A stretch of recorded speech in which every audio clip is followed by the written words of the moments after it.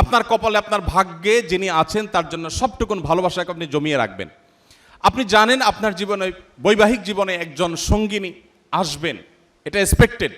কিন্তু আপনি এখন থেকে যদি কোথাও প্রেমের নামে অবৈধ সম্পর্ক করেন, অবৈধ রিলেশন করেন, হারাম সম্পর্ক স্থাপন করেন, তাহলে দিন শেষে আপনি কিন্তু আপনার সেই হবু স্ত্রীর সাথে বিশ্বাসঘাতকতা করলেন। একজন নারী হিসাবে আপনি যদি কোনো ছেলের সাথে অবৈধ সম্পর্ক করেন জাস্ট সময় কাটানোর জন্য, জাস্ট টাইম পাস করার জন্য, তাহলে আপনি আপনার সেই হবু স্বামীর সাথে বেইমানি করলেন, আপনি তার সাথে বিশ্বাসঘাতকতা করলেন। ইসলাম আজকের পৃথিবী যেরকম বৈবাহিক জীবনে অন্য কারোর সাথে রিলেশনকে খারাপভাবে দেখে, ইসলাম তার চাইতে আগে থেকে আমাদেরকে এ ধরনের অনাচার থেকে, এ ধরনের হারাম সম্পর্ক থেকে বেঁচে থাকতে বলে।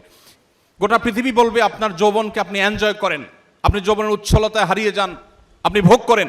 ইসলাম আপনাকে বলবে আপনি কন্ট্রোল করেন, আপনি নিজেকে নিয়ন্ত্রণ করেন।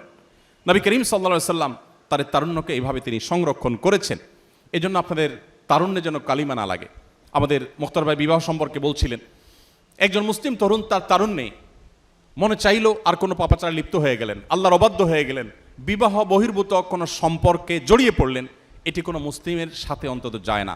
পৃথিবী মানুষের চরিত্রের ব্যাপারে, বিশেষ করে কোনো মানুষ বিবাহিত লাইফে থাকলে, তিনি যুগলবন্দি জীবনে থাকলে অন্য কারোর সাথে সম্পর্ক রাখাটাকে গোটা পৃথিবীর সকল সমাজ খারাপ মনে করে।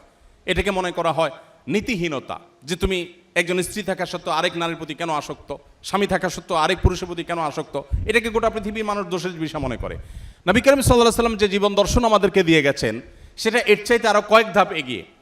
সেটা হলো আল্লাহ আপনাকে যে তারুণ্য দিয়েছেন, এ তারুণ্যের সবটুকুন ভালোবাসা আপনি জমিয়ে রাখবেন আপনার সে জীবন সঙ্গিনীর জন্য।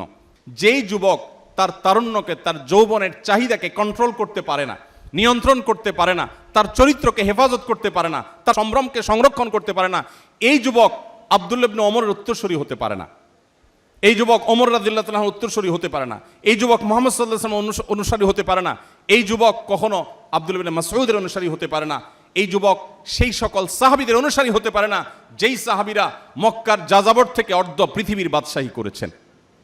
আপনি তাদের অনুসারী, তাদের সেই নবীর উম্মত যে নবী তার যৌবনকে হেফাজত করেছেন এবং হেফাজত রাখতে বলেছেন। অতএব এই সংগ্রামে আমাদেরকে জিততে হবে এবং জয়ী হতে হবে। আল্লাহ তাআলা আমাদের সবাইকে সেই তৌফিক দান করুন।